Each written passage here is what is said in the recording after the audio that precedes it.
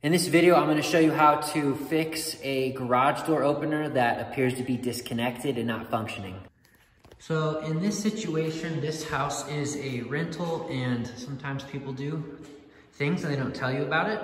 So we run into issues like this. So in this situation, we've got a typical Genie base model garage door opener connected to a garage door. When you press the button, you can see that the motor functions, pulls the chain, but the door itself is not connected. So here are a couple of tips so that you can figure out how to get this operational again. First step is we know that the chain is not connected, so we're gonna fix that first. The most common thing that happens is I'll have people or kids pull the emergency cord. So when you see this plastic piece situated flush with that, all you have to do is turn it sideways to reset it.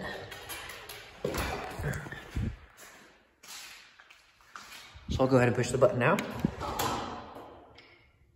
And then you saw that it connected. Okay, so now we'll push the button. And it's connected and functioning. So let me go through a couple more scenarios that I commonly see. I'll go ahead and bring this back down.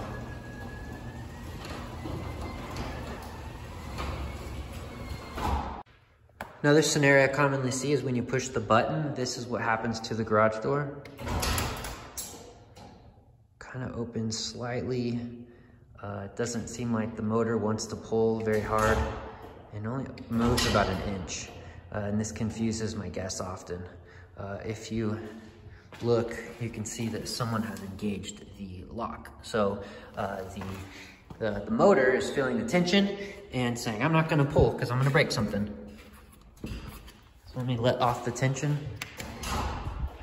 Let me pull this out. And then that will fix that problem.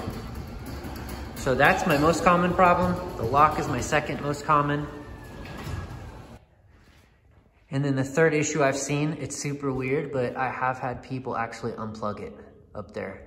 And that will, of course, prevent it from working. So there's the top 3 reasons. I hope that video was helpful for you. And I hope your garage door is now opening and closing. Thanks for watching.